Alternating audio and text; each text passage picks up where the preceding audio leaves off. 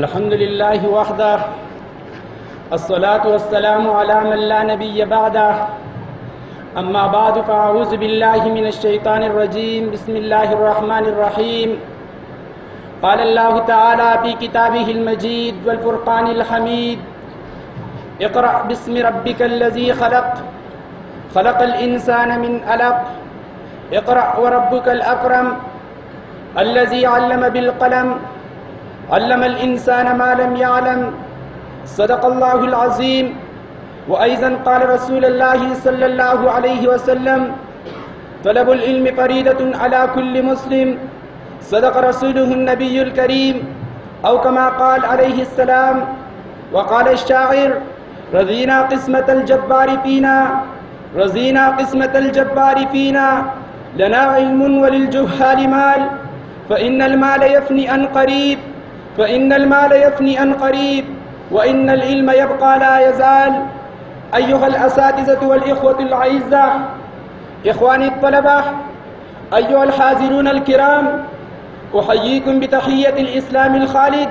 السلام عليكم ورحمة الله وبركاته. أخاطب أمامكم حول الموضوع وهي فضيلة العلم والعلماء. إن الله تعالى ذكر في العلق، وهو أول سورة نزلت على النبي عليه السلام، وقال فيها: وعلم الإنسان ما لم يعلم، أعطاه الله علم الأحكام والأشياء التي لا علم له قبل ذلك.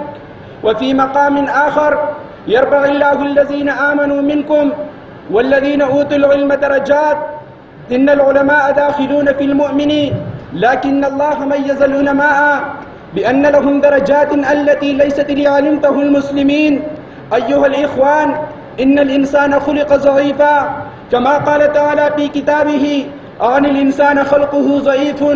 وأيضا قال رسول الله صلى الله عليه وسلم: كل بني آدم خطاء.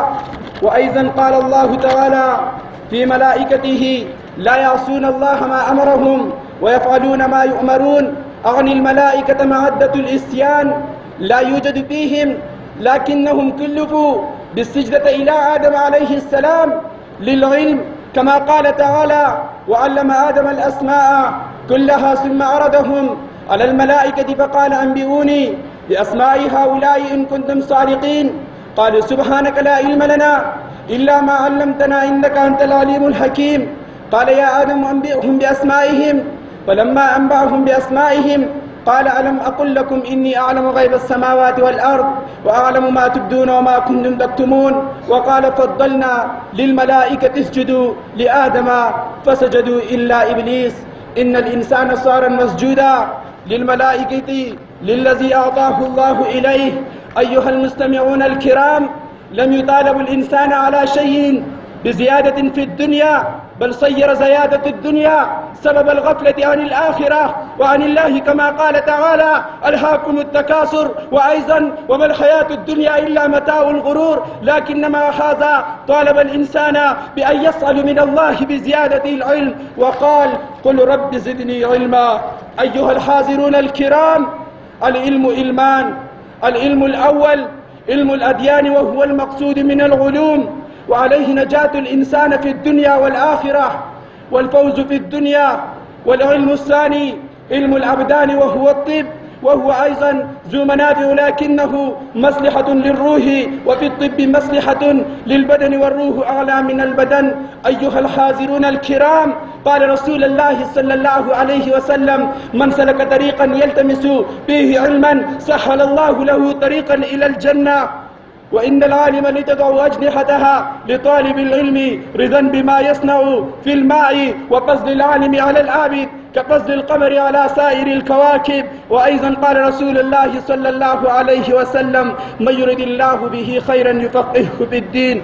والمراد بقبض العلم هو موت العلماء وذهاب الفضلاء والفقهاء. فإن واجب الأمة نحو العلماء أن تشكر جهودهم وتؤدي إليهم من حقوقهم، وأن تعرف لهم قدرهم واحترامهم. وختاما أسأل الله تعالى أن يرزقنا علما نافعا ينتفع به، ويلحقنا بالعلماء الربانيين.